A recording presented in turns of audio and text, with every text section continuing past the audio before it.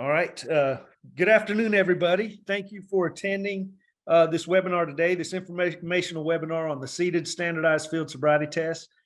There's a lot of information out there, a lot of confusion. So today we want to take about 20 minutes, and that's all. This would be a real high-level view of what's going on with the seated standardized field sobriety test. My name is Todd Radabaugh. I am the Boating Under the Influence Program Manager for the National Association of State Boat Law Administrators, or NASBA. Prior to coming over here, I was with the state of North Carolina with the Wildlife Resource Commission for 30 years. During that time, a majority of my duties were dealt with maritime law enforcement, but I was also very active in the standardized field sobriety testing world, the DRE training world. I taught tons of ARIDE classes all over the country. And so standardized field sobriety testing has always been important to me. And welcome to the course. And just if you have any questions, let us know as we go through this. I'll tell you a little bit about NASBA while he's getting that pulled up. That's a national nonprofit 501c3 that works to ensure safe boating opportunities for all of the citizens across this country and all of the territories, all the states and territories. And we do that. We ensure that recreational safe boating by providing educational opportunities and best practice opportunities, policy making opportunities. And we do a lot of training for law enforcement and the public. So the seated standardized field sobriety testing battery falls under our boat operations training program. And that's what we do. So helping me today is Ari Briskman. Ari, tell them about yourself, sir. Hey, good afternoon. My name is Ari Briskman. I'm a sergeant with the Lake County, Illinois Sheriff's Office. I'm assigned as the commander of our Marine unit. So that's how I got my start in the seated standardized field sobriety test world. Prior to that, and actually currently, I'm a DRE instructor like Todd. So I've straddled both worlds, both the land and the sea impairment enforcement. You're going to learn a lot of great stuff through these tests that's really going to be helpful in all of your impaired driving enforcement activities, whether it's on the land or on the sea. Glad you're here today. All right. So first of all, I'm going to tell you, if you are working highway traffic safety enforcement, you need to administer horizontal gaze nystagmus, the walk and turn, and the one leg stand every single time. You need to administer those 3 tests every single time. I tell you that, but I know that sometimes that's not always possible due to you're working a rural highway somewhere, you're on the interstate, there's no safe place to do the walk and turn and one leg stand. So these tests are just designed to give you additional tools, but you should always be administering the walk and turn and the one leg stand when you can. You need to if you're working highway traffic safety enforcement. For us in the maritime environment, we were always trained in the stand and test. In my recruit school, I went through that training. Great test. I've been using them for a very long time, been instructing them for a very long time. The problem with that, though, was in the maritime environment, it wasn't always possible for me to bring them to a relatively flat, smooth, level surface. That brought up time issues, brought up custody issues. Is that subject really free to say, no, I'm not coming with you? A lot of things. So since 1987, we were using what we called the afloat battery of tests. These were great tests. The Coast Guard had developed this battery test. They provided really great information for correct arrest, no arrest decisions out on the water. There were 6 tests, and they included HGN, of course, finger to nose, been using that for a long time, the alphabet recital, palm pat, and the backwards count. Great tests, but they were developed by the Coast Guard. The research was funded by the Coast Guard, and they were evaluated by the Coast Guard, so they weren't scientifically validated as standardized field sobriety tests. So in 2007, NASBA, along with the U.S. Coast Guard, contracted with the Southern California Research Institute to develop a battery of tests that an officer could use to make informed arrest, no arrest decisions out on the water. So those tests, the study was completed in 2010. The first training on those tests were rolled out, and they have been in widespread use both on the road and on the water since 2010. The very first class that was run We had a bunch of troopers in that class that would never be in a boat, but they were interested in tools they could use because they were reporting that their troopers were saying it was unsafe for me to do the walk and turn and the one leg stand, writing that on their narrative, and that was it. So they roll in there with HGN and a positive PBT reading. Well, y'all know it's not enough to get these folks off the road or off the water for that one day. We have to put some evidence together to give the prosecutors a chance to convict them. Because if we don't, studies show those offenders are going to keep repeating until they seriously hurt or kill somebody.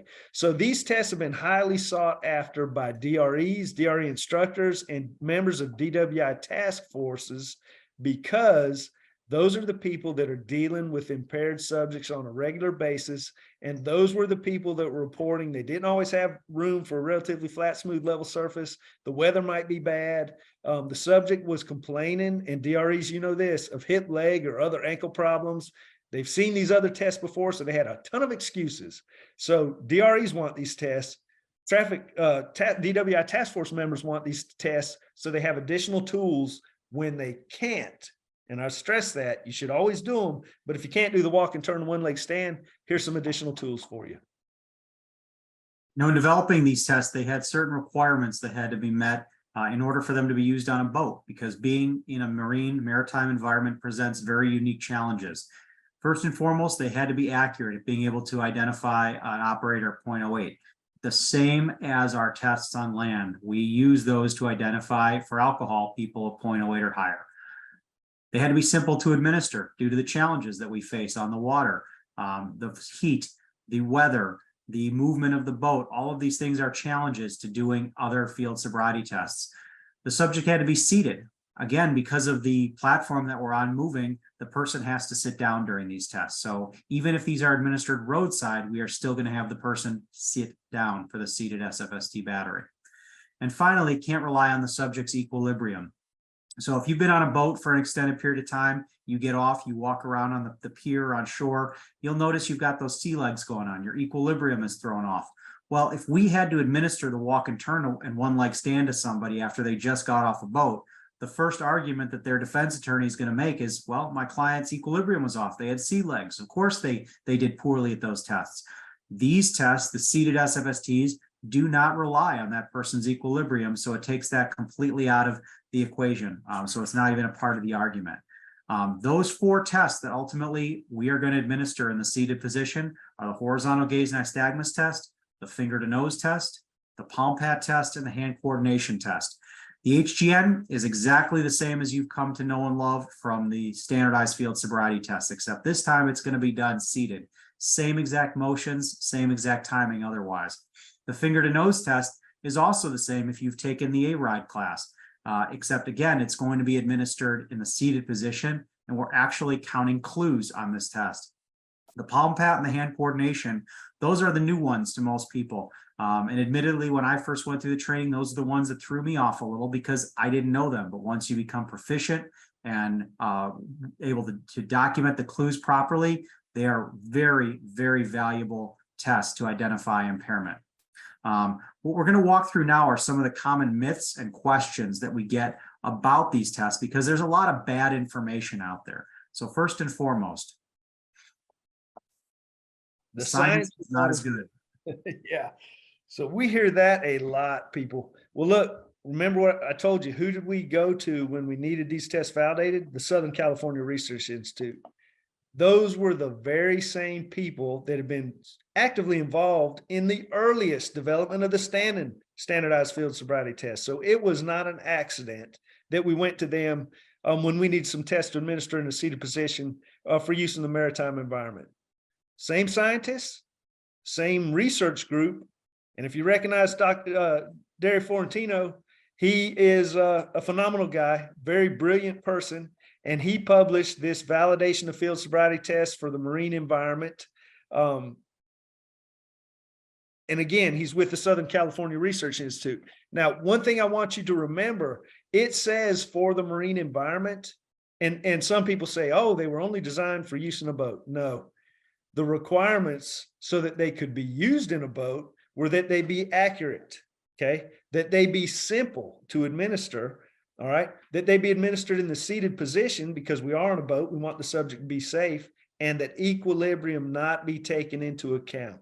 Those were the criteria for the marine environment. Okay, that was all. So it was really a pretty simple request. All right. In order to count this as scientifically validated, it has to be peer reviewed by other scientists and other researchers. This study was published in the Journal of Accident Analysis and Prevention. That is a peer reviewed journal. That tells you that not only was the research done well, but other scientists agreed that it was done properly. That's part of what makes something validated, is it's been subject to peer reviewed. And this is something you can find online. It gives you all the information that was conducted and observed during the initial study. Some other important studies from the Southern California Research Institute: the 1983 field evaluation of a behavioral test battery for DWI. That was one of the original SFST studies, again, done by the SCRI. Same people that are doing the standing SFSTs are also the ones that originally did the seated SFSTs. The 1998 San Diego study, the validation of the SFSTs below 0.10%, known as, again, the San Diego study. That's an important one. Remember that, because we're going to come back to it. And then in 2011, the development of sobriety tests for the marine environment. This was also done by Mr. Fiorentino, or excuse me, Dr. Fiorentino and other researchers with SCRI. Again, this was another peer-reviewed study that demonstrated that these are good tests, that the science backs them. I can't emphasize this enough. SCRI is the same organization that validated the standing SFSTs.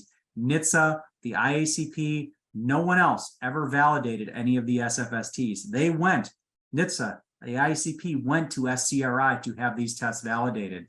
The same group of researchers that did the standing SFSTs validated the seated SFSTs. It's the same people, the same organization.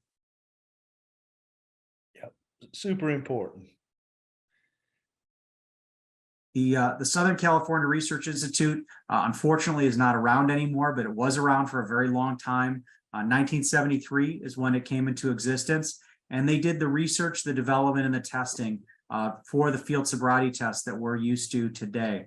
So both the standing and the seated, again, both validated by the Southern California Research Institute. Scientists. All right, and when the required number of clues were observed for all four tests, the combined results predicted the subject's BAC was 0.08 or greater 91% of the time with the seated standardized field sobriety test. So that number is important, 91% of the time. And this was right out of the gate. This is as they rolled them out in 2010 when they were just introducing them to the country. So officers didn't have a ton of experience running them. They've been using HGN for a long time, but tests like the hand coordination were brand new, and they still made correct no arrest decisions 91% of the time. So why is that 91% so important? Well, going back to the San Diego study, the one that showed that these tests can accurately discriminate below 0.10, using HGN, walk and turn, one leg stand. During those tests, officers made the correct arrest or release decision. What percentage? 91% of the time.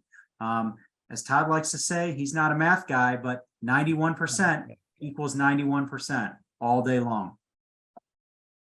Yeah, and that's really important to remember. And both of them are great batteries to test, but sometimes we need different tools. You know, sometimes a saw is better than a hammer. So we want you to have the opportunity to educate yourself and get as many tools as you might need. Because again, it's not enough to get these people off the road or off the water. We need to convict them. We need to prepare a case, gather the evidence that is necessary to convict them.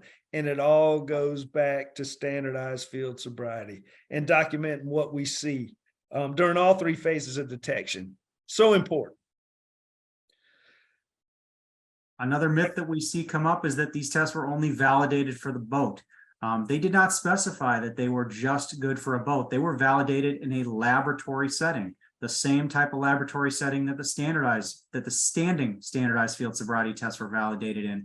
Ultimately, just like the standing ones, they were brought out into the field to show that they could work under actual field conditions.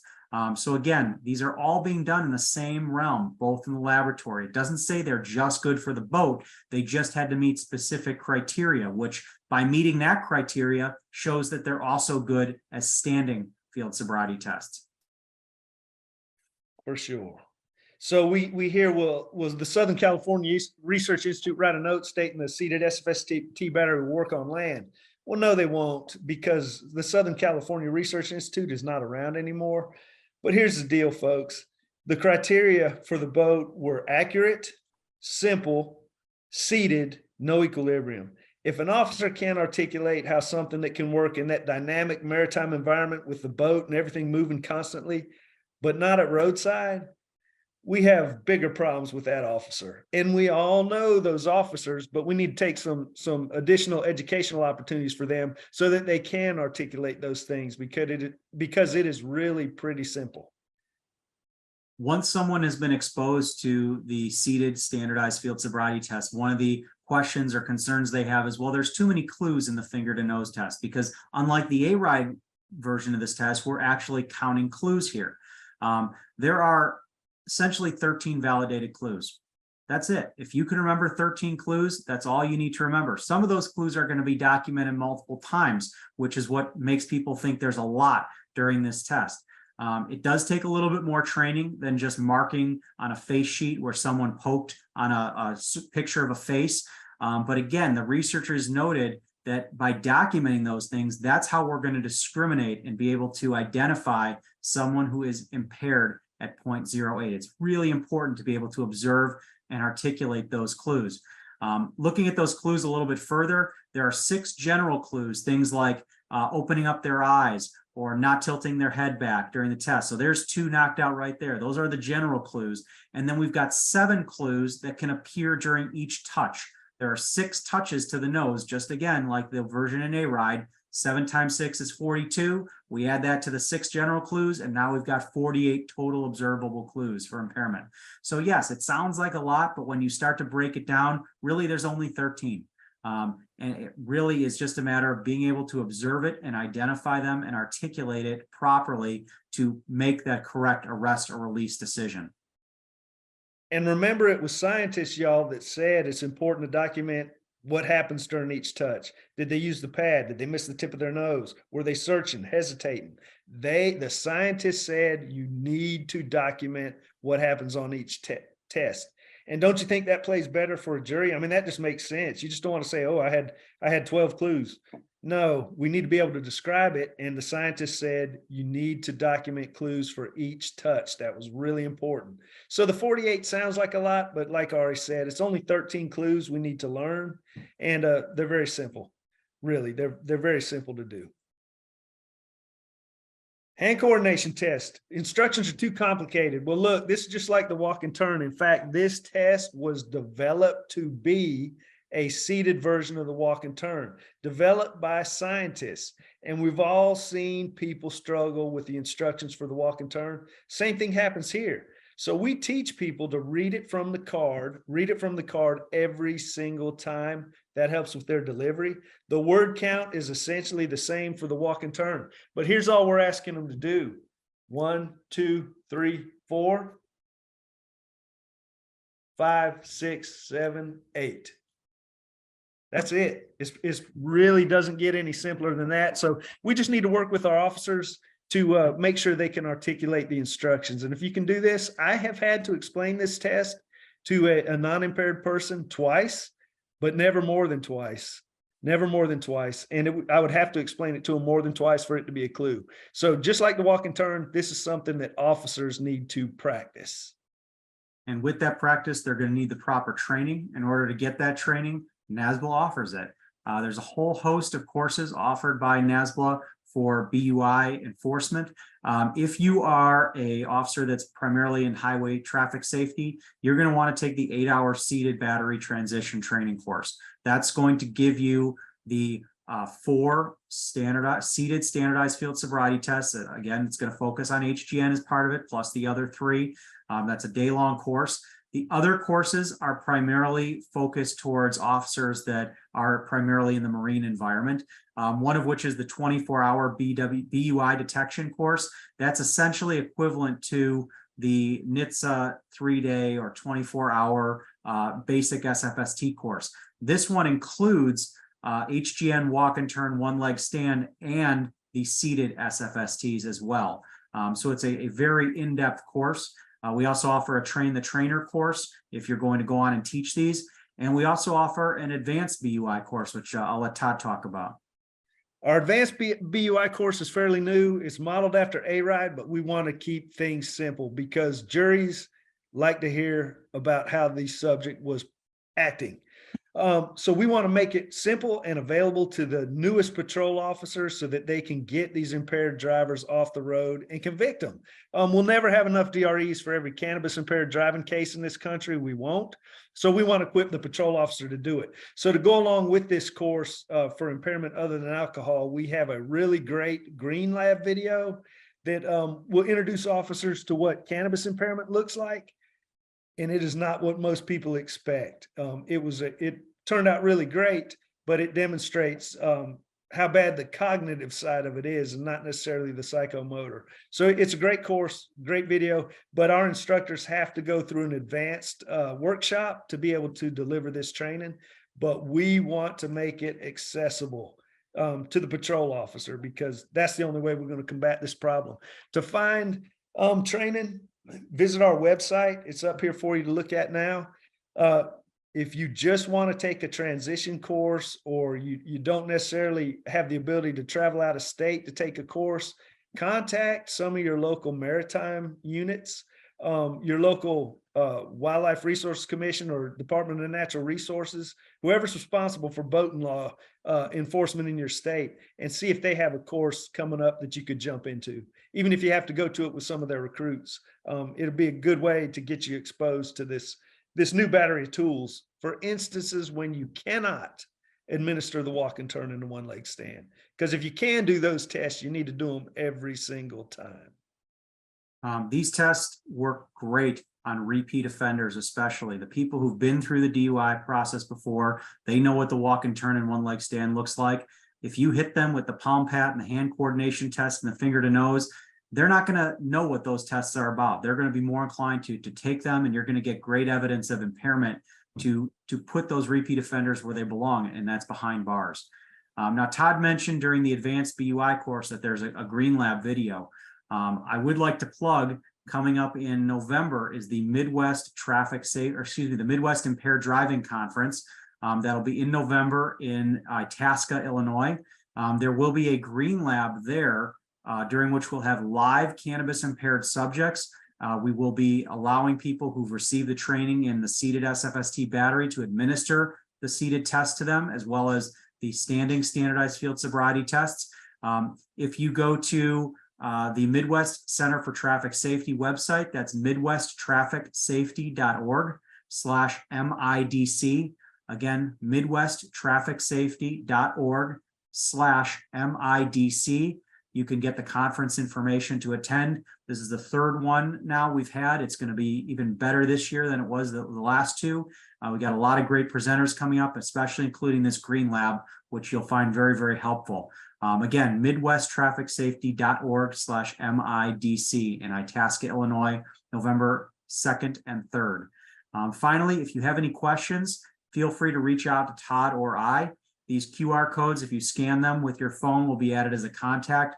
We would be happy to provide information on training for you. If you're in Illinois, I can bring that training to you. And Todd can point you in some directions of local trainers if you're not in Illinois as well. But thank you very much for listening to us today, and we hope to see you out there. Thank you for what you do. Everybody stay safe, and we appreciate it. Look forward to seeing you soon. Take care.